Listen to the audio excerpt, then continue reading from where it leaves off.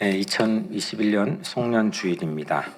좀 이른 감은 있지만 우리 한 번 더 인사할까요? 옆에 있는 분들하고 해피 뉴 이어. 해피 뉴 이어. 마무리를 뭐든지 잘하는 게 중요하다고 저는 생각합니다. 시작도 중요하지만 그 마무리를 어떻게 하는가에 따라서 그 사람의 인품이나 또 그 사람의 앞으로 치고 나가는 삶의 모습이 엿보일 수 있기 때문입니다. 그래서 뭐 많은 교회는 아니었지만 교회하고 그러니까 제가 임지를 옮겨서 헤어질 때나 아니면 무언가 이렇게 일을 마무리할 때 사실 더 주목하고 집중하는 그런 편입니다. 마지막 한 주 남았습니다. 토요일까지가 이제 올해 마지막 2021년 마지막입니다. 다시 오지 않는 시간이죠.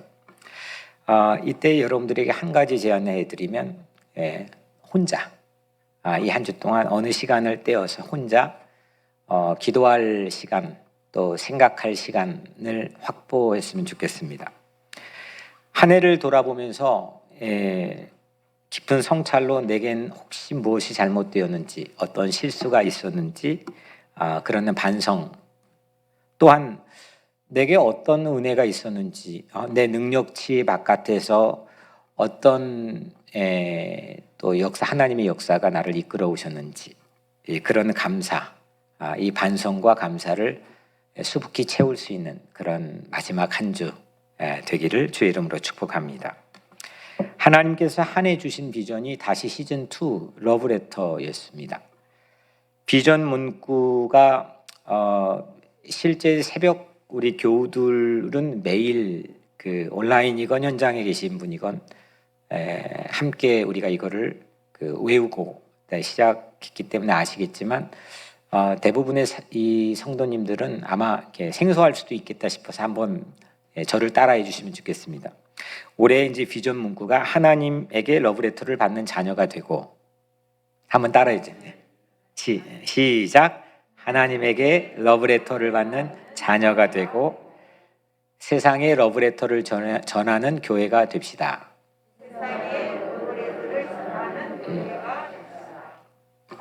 이게 올해 우리의 러브레터 아래에서 우리 함께 붙잡고 나왔던 공동체 비전입니다.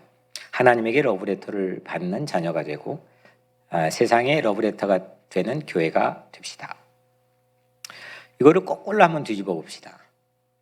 그러면 내가 해야 될 일, 크리스찬으로서 나의 사명, 미션은 무엇인지가 명확해집니다. 먼저 하나님의 자녀는 어떤 사람이냐면 성서 안에서 하나님 편지를 받아야 하는 사람입니다. 말씀 안에서 하나님 내게 주신 편지를 받아야 되는 사람, 이게 하나님의 자녀입니다. 뒤집어 보면 교회라는 게 뭐냐? 교회의 가장 큰 1차적인 미션, 세워진 가장 큰 이유는 전도와 선교를 통해 세상에 나가 그리스도의 편지가 되어서 전달되고 또 읽혀지는 이게 바로 교회입니다. 무시되어서도 안 되고 방관되어서도 안 되고 반드시 우리는 세상에 전파되고 읽혀지는 그런 공동체가 교회라는 거죠. 그래서 이걸 종합해보면 편지가 뭐냐? 1차적으로 편지는 성서입니다. 성서가 편지입니다. 2차적으로 내가 편지입니다. 우리가 편지입니다. 그래서 하나님께서는 편지를 통해 새로운 나를 만들어 주시는 거죠. 러브레터로 우리를 한 해 동안 지켜주신 하나님께 감사하기를 축복합니다. 아기 예수가 우리에게 성탄 통해서 오신 걸 우리 함께 고백했죠. 아기 예수는 사랑의 편지가 되어서 우리에게 찾아오셨습니다. 고린도후서 3장 3절에 보면 너희는 그리스도의 편지니, 그냥 편지가 아니라 뭐의 편지요? 그리스도의 편지입니다. 우리가 예수 그리스도의 편지입니다.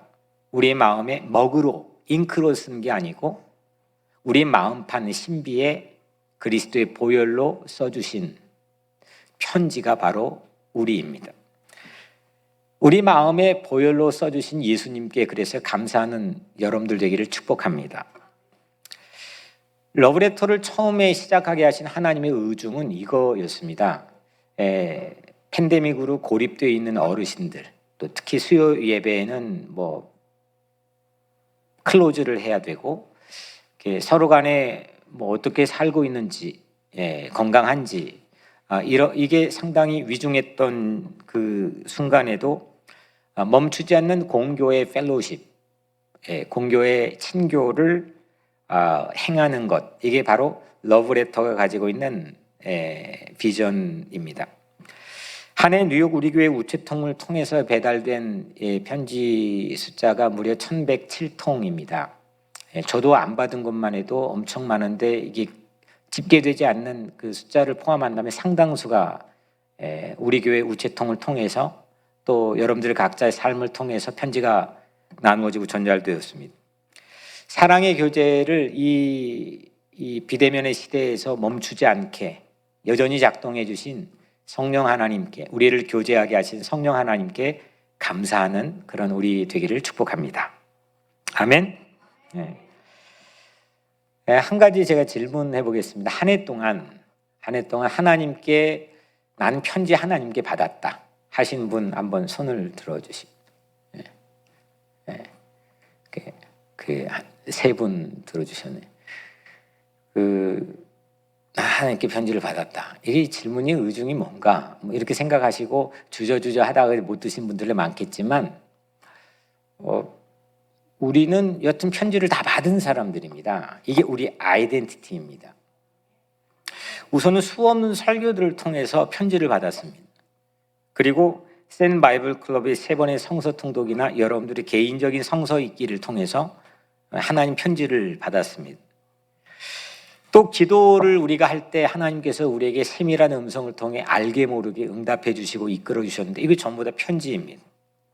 이게 우리 신앙 영적인 세계 안에서는 하나님께서 우리에게 편지 써주신 거고 우리는 그걸 받은 겁니다. 세어봤습니다. 러브레터 올 한 해 동안 이 비전, 러브레터 비전을 가지고 주일 설교를 한 게 몇 번이냐면 21번 설교를 했습니다. 제가 오늘 이 설교 원고를 한 주 동안 써가지고 오늘 처음으로, 난생 처음으로 저울에 올려놔 봤습니다. 이게 1.2, 그러니까 2g? 하여튼 되게 적은 겁니다. 이거 52주 하면 상당히 많습니다. 그 중에서 거의 절반격인 21번 비전 러브레터에 관한 설교를 우리가 함께 나눴습니다. 또 새벽 예배에서는 이 신약 성경에 21편의 서신서가 있습니다. 바울의 14편의 서신서와 총 21편의 서신서가 있는데 전부 다 우리 강 목사님과 함께 새벽 예배 선포했습니다. 그 서신서의 마지막, 오늘 우리가 마지막이 로마서입니다. 로마에게 보낸 편지죠. 그리고 오늘 우리가 읽은 이 16장이 로마서의 마지막 편지의 부분입니다. 제목이 러브레터의 백미하고 쉼표 문안하라인데, 이런 의미에서 주님께서 오늘 송년주일에 주신 이 본문과 제목은 정말 딱인 것 같습니다. 우리 마지막, 서신서의 마지막 이 송년주일에 편지 말미에 뭐가 있냐면 무려 17번이나 반복해서 문안하라, 문안하라, 문안하라, 문안하라입니다. greeting, 인사하라, 안부하라, 문안하라. 읽지 않는 이 성경의 우리 로마서 16장의 뒷부분까지 4번 포함되어 있는데 합하면 21번 문안하라, 문안하라, 문안하라입니다. 21이 대세네. 오늘 설교에서는 올 한 해 동안 러브레터의 비전 설교, 주일 설교가 21번, 또 신약 성경인 바울 서신 21편인데 새벽에 오늘 마지막 설교하는 거고, 또 오늘 우리 본문 안에 문안하라, 오늘 제목인 문안하라, 이게 21번이 소개되고 있습니다. 러브레터의 백미는 문안입니다. 문안. 예전에 밤새 평안하셨는지, 안녕하십니까? 이게 자녀들은 꼭 안방의 문을 열고 부모님께 인사를 드리는 전통이 우리 한국 사회에 있었습니다. 문안을 여쭙는 거죠. 어려운 때를 지나가는 어떤 하나의 자생적으로 발생한 한국 사회가 만든 좋은 문화입니다. 문안하라. 근데 오늘 이 바울은 로마 교회에 편지를 쓰면서 이 부분을 계속해서 반복하고 있습니다. 함께 했던 이름들, 무언가 이 시공을 초래해 함께 하고 있는 사람들의 이름들을 들추어서 안부를 묻고 또 감사하고, 이건 기독교에서 빼놓을 수 없는 아주 소중한 은총입니다. 연말이 되면 안 할 법도 하고 또 뭐 다른 달에 할 법도 한데 전 세계 모든 사람들이 카드를 쓰고 안부를 묻고 선물을 주고받습니다. 이거 기독교 전통이 시작된 겁니다. 우리 신앙 안에서 주어지는 매우 큰 선물, 은총, 문안하는 겁니다. 오늘 예수님이 승천한 지 20년이 넘게 흐른 AD 57년 어느 겨울, 지금처럼 12월이었습니다. 바울은 고린도 지역의 가이오라고 하는 사람의 집에서 편지를 씁니다. 무려 3개월에 걸쳐서 편지를 씁니다. 편지 한 통을 3개월에 걸쳐 쓰는데 그 편지가 오늘 우리가 읽은 로마에 보낸 편지, 바울의 편지 로마서입니다. 아마 전 세계에서 가장 많이 읽혀진 편지 로마서입니다. 이 편지 하나로 수없는 사람들을 변화시켰고 그 변화된 사람들을 통해 역사가 변곡점을 맞기도 했습니다. 근데 그때까지 이 편지를 쓰기까지 바울은 로마를 한 번도 가본 적이 없습니다. 가본 적이 없는데 거기에 있는 사람들이 편지를 썼습니다. 바울은 편지 썼던 로마 시민들이 막연한 군중이 아닙니다. 그냥 너희들에게 또 이름 모르는 어떤 슬로건을 가지고 편지 쓴 게 아닙니다. 당시 로마식 이름으로 밝혀진 27명의 깨알 이름들이 오늘 본문에 소개가 됩니다. 복음이라고 하는 건데 불특정 다수를 향한 추상적인 뉴스가 아닙니다. 그냥 다 모아놓고 무리들 이렇게 부를 수도 있고 그렇게 편지할 수도 있겠지만 예수께서 행하셨던 삶의 방식도 그렇고 바울이 편지를 쓰는 오늘 로마에 보낸 편지뿐만 아니라 다른 편지에서도 반드시 이름을 밝힙니다. 모르는 사람을 가명으로 쓰고 이름을 밝혀서 편지를 쓰지는 않았겠죠. 한 사람을 천하보다 귀하게 여기는 전통, 예수의 전통을 가지고 있는 우리 기독교 안에서 바울은 그 면모를 여실히 우리에게 보여줍니다. 이것이 예수의 복음서이고 바울의 편지들입니다. 그래서 이름을 기억한다는 것, 누구누구 아무개 이름을 기억한다는 것, 이건 사랑의 시작입니다. 우리 백철승 집사님의 아이 이름이 백하준이죠. 그 이름을 짓기까지 하진과 하준에서 막 고민을 했잖아요. 저에게 전화를 주셨죠. 이름을 짓는 순간 그 사람에게 이름을 불러주면서 그 사람의 존재의 의미가 세상에 공개되기 시작하고 그 의미를 갖기 시작합니다. 장순선이라는 이름, 본인은 기억 못하지만 약수동 언저리에서 부모님이 지어주신 그 이름으로 수없는 사람들에게 수없는 의미로 불려지고 또 불렀습니다. 이름을 갖는다는 것은 묘한 게 있습니다. 그 안에 그 사람의 모든 게 다 담겨 있습니다. 내가 가꾸지 못했던 부분들까지도, 손질되지 못했던 부분들까지도, 환희와 슬픔 모든 게 그 이름 안에 다 담겨 있습니다.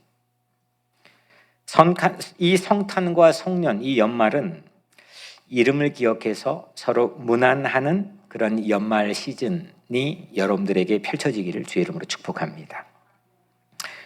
특히 이름을 기억해서 문안한다는 게 팬데믹 상황에서 나를 지키고 또 우리를 지키는 하나님의 전술임을 저는 믿어 의심치 않습니다.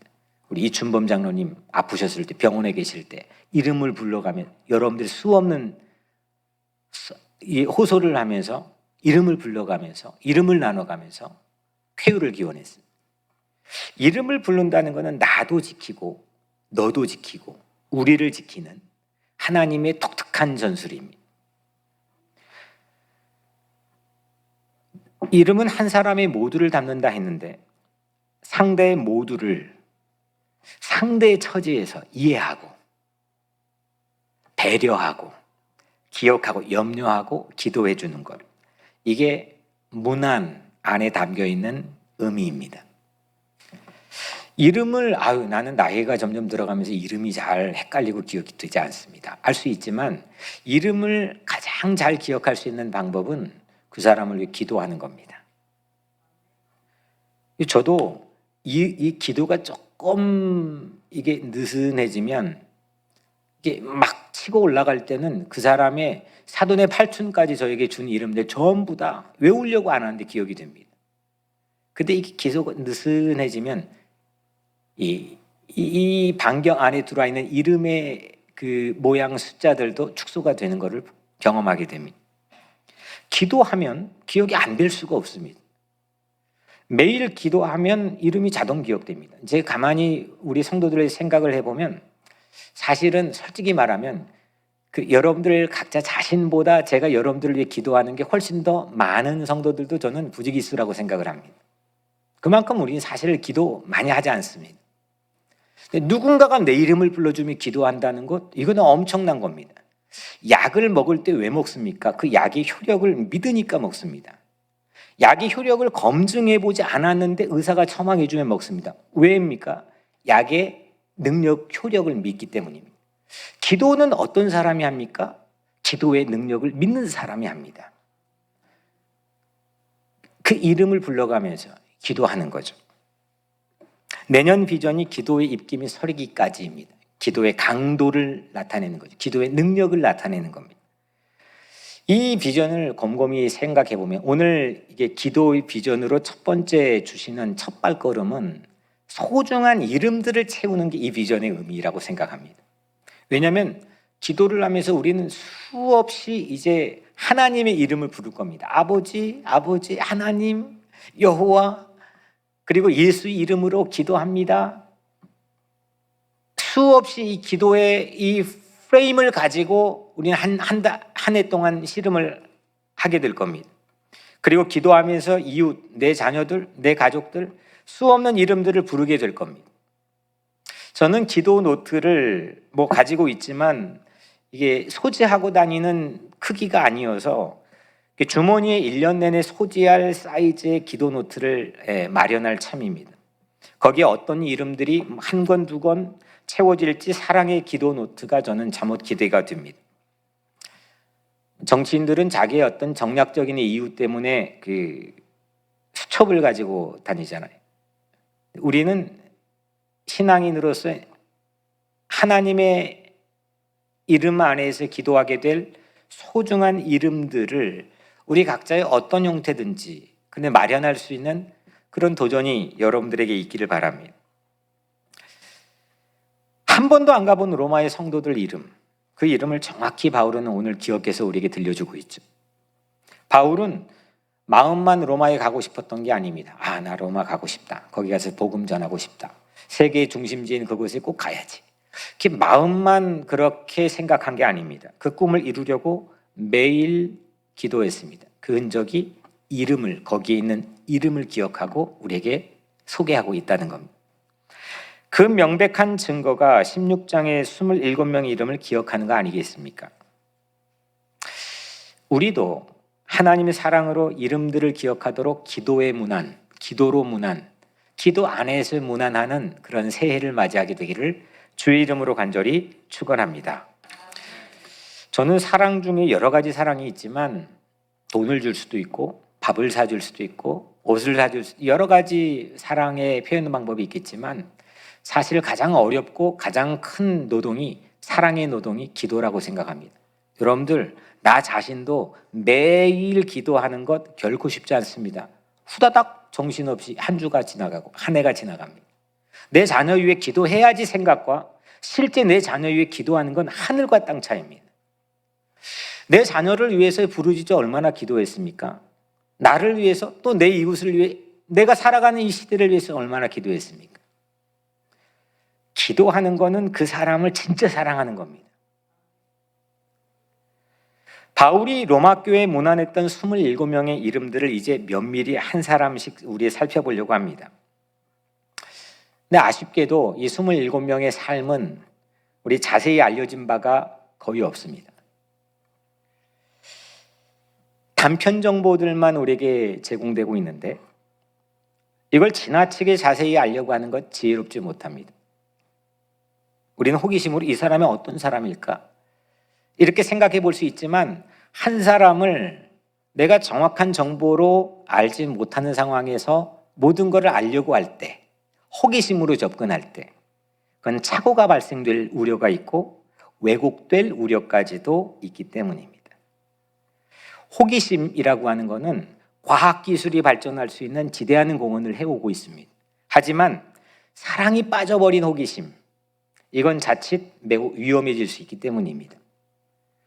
그럼에도 바울이 문안한 이름들을 우리 차례대로 한번 살펴보면 이 인물이 실존 인물인 것은 확실합니다.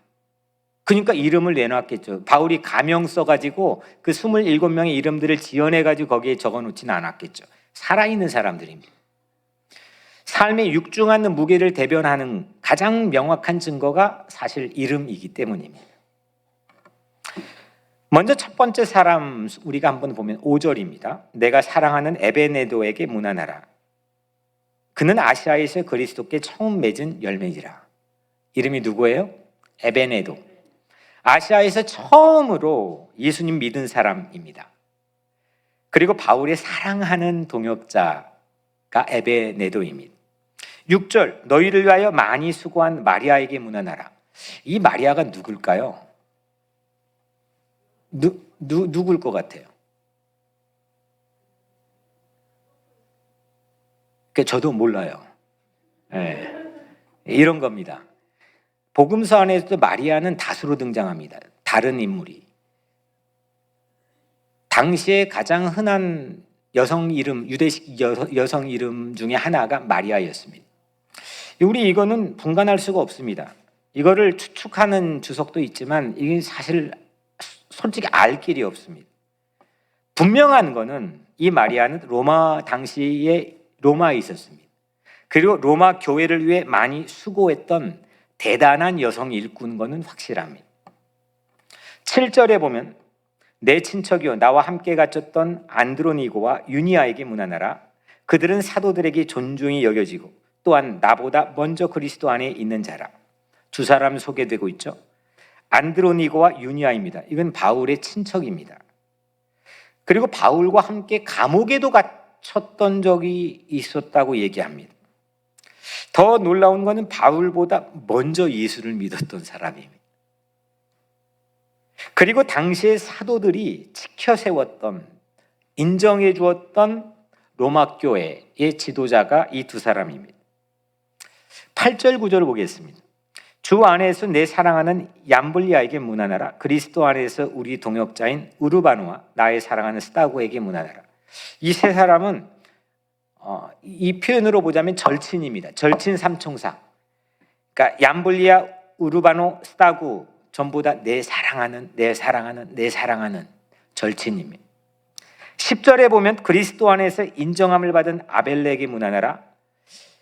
인정함을 받았다는 겁니다. 이거는 믿음직하다는 거죠. 그냥 그 사람 세워놓으면 어떤 상황에서도 믿을 수 있다는 겁니다. 역전의 용사라는 겁니다. 판을 뒤바꿀 수 있는 게임 체인저가 될 수 있는 사람, 그 사람이 아벨레라는 겁니다. 그 사람에게도 문안하라 했습니다. 10절 11절 아리스토블로의 권속에게 문안하라. 내 친척 헤로디엔에게 문안하라. 나기수의 가족 중 주 안에 있는 자들에게 문안하라. 여기까지 바울의 친척 세 사람이 다 소개가 됩니다. 헤로디온, 안드로니고, 유니아. 이 혈육들에게도 문안해달라 이렇게 부탁합니다. 그리고 또 한 가지 오늘 성경 외적으로 딱 그 정보를 얻을 수 있는 두 사람인데 아리스토블로와 나기수입니다. 이 사람들은 크리스찬이 아닙니다. 이거는 당시 고대 기록에 나와 있는 사람으로 AD 57년에 클라디우스 로마 황제에게 총애를 받았던 로마의 그 아주 유력한 큰 대가문의 가장들입니다. 이 둘은 예수를 믿지 않았지만 그 집의 식솔이든 무엇 어떤 형태인지는 우리는 알 길이 없지만 그 집안에 크리스천들이 살고 있었습니다. 그리고 가정교회를 이뤘습니다. 그들에게 바울은 문안하고 있습니다. 그래서 오늘 아리스토블로의 권속에게 문안하라. 또 나기스의 가족 중 주 안에 있는 자들에게 문안하라. 다음으로 넘어가 보면 12절 주 안에 수고한 드루베나나 드루보사에게 문안하라. 주 안에서 많이 수고하고 사랑하는 버시에게 문안하라. 우선 드루베와 드루보사는 이건 여성들입니다.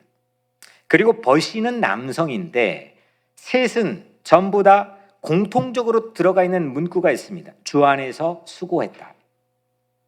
저는 이랬으면 좋겠습니다. 그냥 주 바깥에서 허탕치며 수고하는 게 아니라 제 인생 나 말미에 주 안에서 수고한 사람, 이렇게 우리 각자가 불려지는 그런 삶이 되었으면 좋겠습니다. 13절 이 부분입니다. 주 안에서 택하심을 입은 루포와 그의 어머니에게 문안하라. 그 어머니는 내 어머니니라. 루포가 누군지 아십니까? 루포는 예수님이 십자가를 골고다를 향해 그 사람 맞을 겁니다. 십자가를 골고다 향해 지고 가는데 쓰러지니까 로마 군병이 대신 옆에 지나간 사람을 잡아다가 십자가를 지게 하는데 그 사람 이름이 시몬입니다.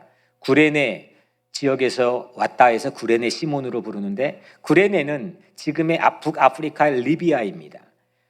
거기에서부터 그러니까 유대인 교포인 거죠. 그 순례를 위해서 왔다가 억지로 졌는데 그 구레네 시몬의 아들이 루포입니다. 루포의 어머니라면 그럼 누구의 아내입니까? 복잡하지 않죠? 구레네 시몬의 아내입니다. 여튼 이들이 전부 다 로마에 지금 집결해 있습니다. 그리고 14절 아순그리도와 블레곤과 허메와 바드로바와 허마와 및 그들과 함께인 형제들에게 문안하라. 여기서 아순그리도라는 사람이 아주 주목할 만한 사람인데 이 사람 가정에 뒤에 있는 분들 블레곤, 허메, 바드로바, 허마 및 그들과 함께 있는 형제들, 이 사람들이 이 아순그리도 가정에 함께 모여서 가정교회를 세웠습니다. 로마는 전부 다 가정교회 형태였습니다. 이게 오픈해서 지금처럼 건물 렌트해가지고 할 수 있는 처지도 아니고 그런 교회 형태도 아니었습니다. 당시 로마의 가정교회는 5개로 추정이 됩니다. 마지막 5번째로 빌롤로고와 율리아와 또 네레오와 그의 자매와 울룸바와 그들과 함께 있는 모든 성도에게 문안하라. 여기에서도 첫 번째 나와 있는 인물 빌롤로고를 주목해야 됩니다. 이 사람의 가정에 율리아 또 네레오 그의 자매와 울룸바 그들과 함께 있는 모든 성도가 함께 모여서 가정교회를 로마에 세웠습니다. 그리고 여기에는 여성과 남성들이 그의 자매와 했죠. 여성과 남성들이 같이 있습니다. 이제 가장 많은 분량을 오늘 말씀 본문에 차지하고 있는 3사람만 소개하면 됩니다. 1절, 2절. 첫 번째 사람, 내가 갱그리아 교회 일꾼으로 있는 우리 자매 베베를 너에게 추천하노니 너희는 주 안에 성도들이 합당한 예절로 그를 영접하고 무엇이든지 그에게 소용되는 바를 도와줄지니 이는 그가 여러 사람과 나의 보호자가 되었습니다. 여성이죠. 베베입니다. 이 사람은 갱그리아 교회에 있었습니다. 갱그리아 지역은 유일하게 27명의 리스트 중에 로마가 아닙니다. 이건 지금 바울이 편지를 쓰고 있는 고린도에 있는 마을 이름입니다. 이 여성에게 바울은 자신이 쓰고 있는 로마에 쓰고 있는 편지를 전달하도록 부탁합니다. 그러니까 전달책입니다. 지금처럼 이 성경에서 로마서 그냥 이렇게 몇 장 떼어가지고 들고 갈 수 있는 그런 여기 주머니에다 넣어가지고 들고 갈 수 있는 그런 게 아닙니다. 당시 두루마기에 이 편지를 써서 이따만하게 무거운 거를 이거 발각되면 안 되는 매우 심각한 위협과 도전을 뚫고 로마까지 배 타고 걸어가서 전달 여성으로 했습니다. 이게 베베입니다. 이 베베가 어떤 일을 그 고린도에서 했느냐? 이는 그가 여러 사람과 나의 보호자가 되었습니다. 베베는 그 고린도 갱그리아에서 의지할 곳 없는 외국인들, 유대인 교포 1.5세였던 바울을 포함한, 심지어 바울도 그 혜택을 받았다 했잖아요. 나의 보호자가 되었습니다. 그 외국인들을 스페셜하게 돌보는 사역을 했던 여인입니다. 그 여인에게 편지의 전달을 맡겼습니다. 그녀는 로마서의 편지를 로마 교회에 전달해 줬습니다. 그리고 오늘 마지막 두 사람, 사실은 한 부부인데 3절 4절 너희는 그리스도 예수 안에서 나의 동역자들인 브리스가와 아굴라에게 문안하라. 그들은 내 목숨을 위하여 자기들의 목까지도 내놓았나니 나뿐 아니라 이방인의 모든 교회도 그들에게 감사하느니라. 바울을 위해 목숨까지 건 동역자, 누군가를 위해 목숨을 걸어볼 만한 사랑을 한다는 것, 이건 정말 인생 행복하고 가치 있는 겁니다. 그거 자체로 의미가 있는 거죠.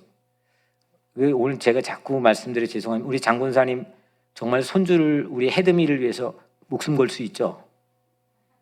안 되나? 그럴 만한 사랑을 하고 있는 걸로 알고 있거든요. 우리 모두는 그럴 만한 사랑을 흠모합니다. 그리고 목말라 있습니다. 그런데 그냥 한 해가 또 한 주가 후둑 하고 지나갑니다. 근데 오늘 이 부부는 자기 바울 자신을 위해 목까지 내놓았던 동역자라는 겁니다. 어찌 바울이 잊을 수 있겠습니까? 이 부부는 복음을 위해서 여러 차례 이사했습니다. 로마에서 고린도로, 고린도에서 에베소로, 에베소에서 다시 로마로 이사했습니다.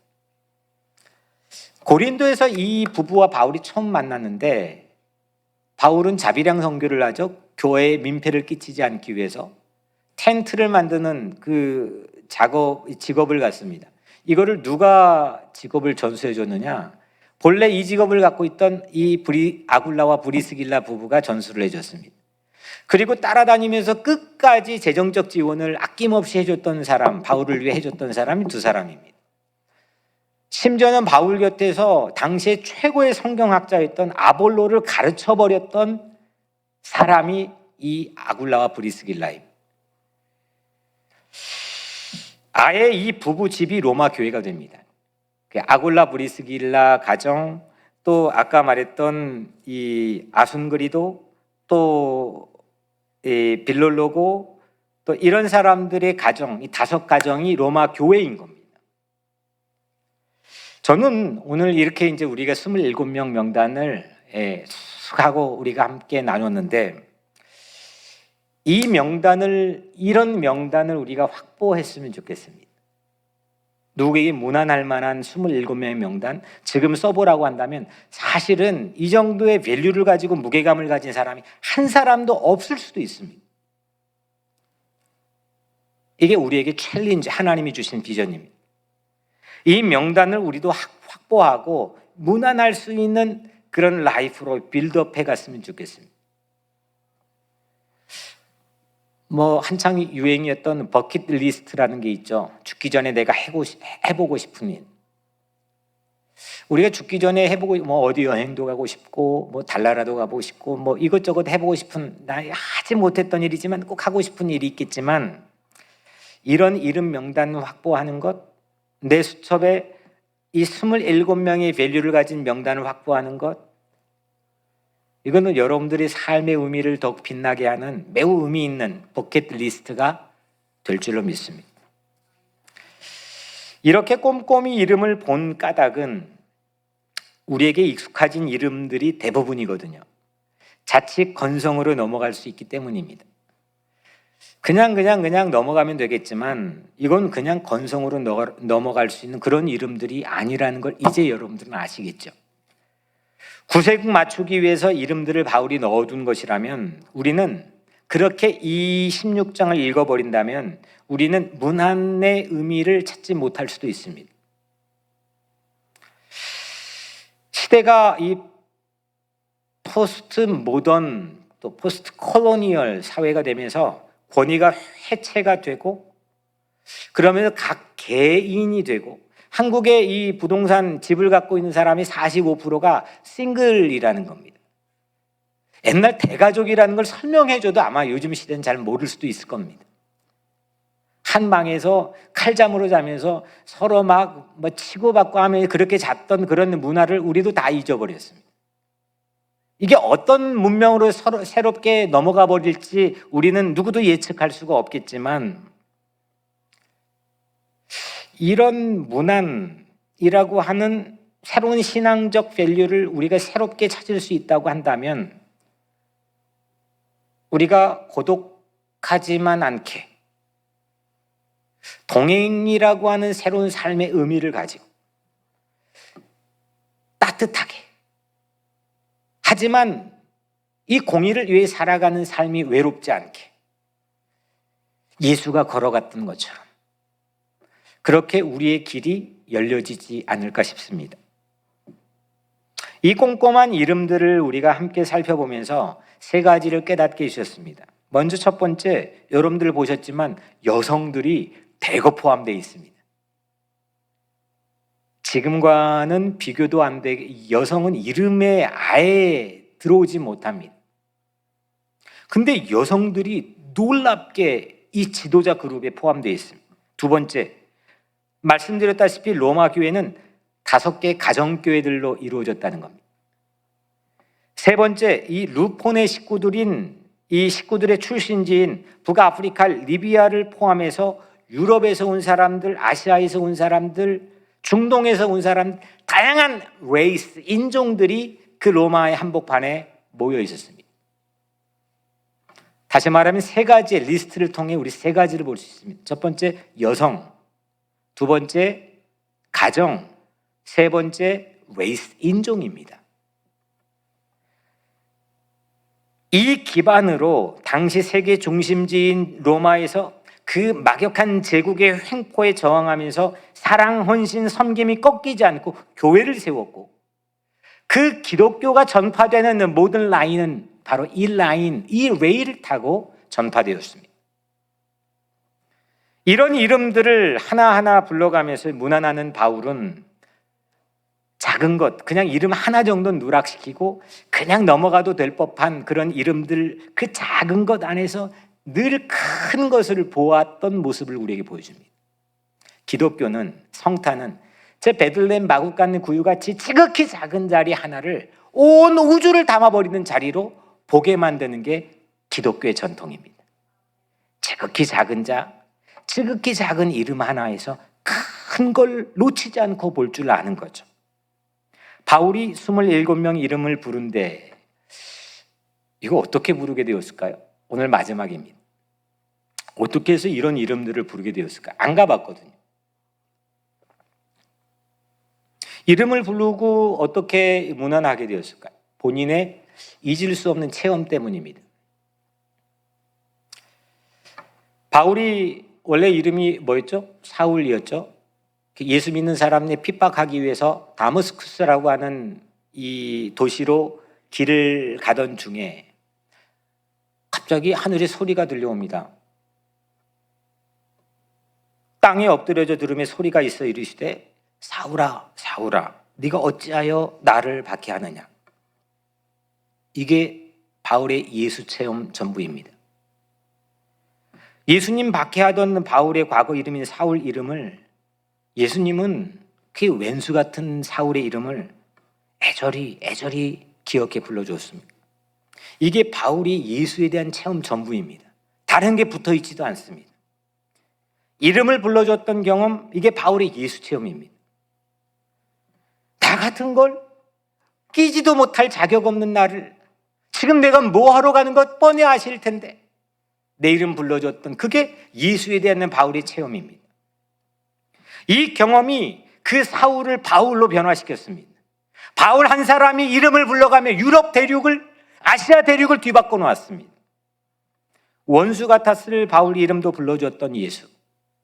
그 예수 때문에 하나님의 의라고 하는 지난 2000년 최고의 신학적 성과물이었던 의인론을 바울은 내놓았습니다. 그 이름을 불러줬던 그때. 우리도 내 이름을 불러주시는 예수님, 그게 여러분들의 예수 체험 전부가 되기를 주의 이름으로 축복합니다. 불러준다. 내 이름을 불러주신다. 기억하지 않으시고 그냥 나를 문전박대해버리지 않으시고 나를 붙잡고 나 뭐 하러 가는지 아시는데도 내게 눈을 떼지 않고 내 이름을 불러주시는 분, 그게 우리 신앙 안에서 우리가 믿기를 원하는 예수입니다. 그 예수님 때문에 나도 예수님이 구원하고 싶어하고 살리고 싶어하는 이 땅의 많은 이름들을 기억하고 문안하고 사랑하고 배려하고 기도할 수 있는 삶이 되기를 주의 이름으로 축원합니다. 이게 올 한 해 마지막 주일인 러브레터의 송년주일에 담긴 의미입니다. 하나님이 일 혼자 충분히 하실 수 있습니다. 그런데 하나님은 일을 혼자 하지 않으십니다. 늘 동역하십니다.